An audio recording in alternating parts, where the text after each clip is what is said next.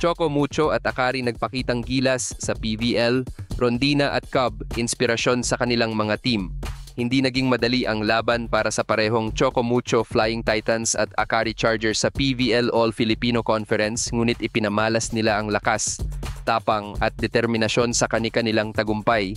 Matapos ang mabilis na panimula ng PLDT, nagawang bumangon ng CMFT at talunin ang kanilang kalaban sa score na 21-25, 25-22, 25-18, 25-18. Pinangunahan ni CC Rondina ang team sa pamamagitan ng kanyang 20 points na sinabayan ng suporta mula sa kanyang mga kakampi upang neutralisahin ang maagang momentum ng PLDT.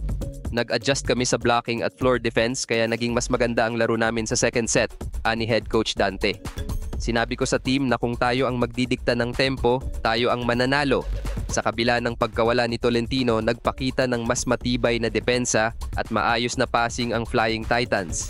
Sinabi pa ni Rondina, hindi namin hinayaan na diktahan nila ang laro at pinalakas namin ang aming depensa para manalo.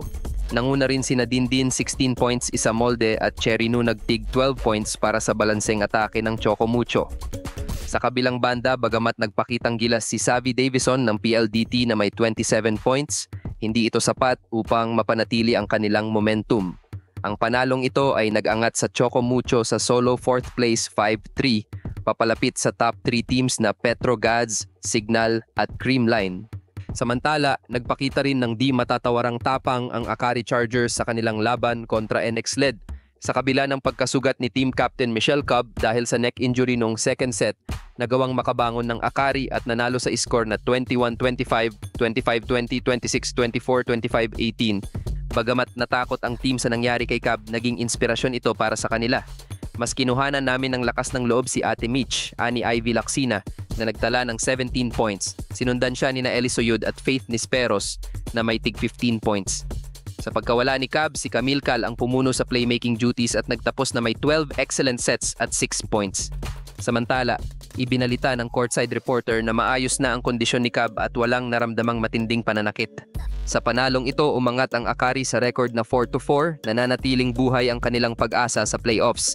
May tatlong mahahalagang laban pa silang haharapin kontra Capital One, Choco Mucho at Signal.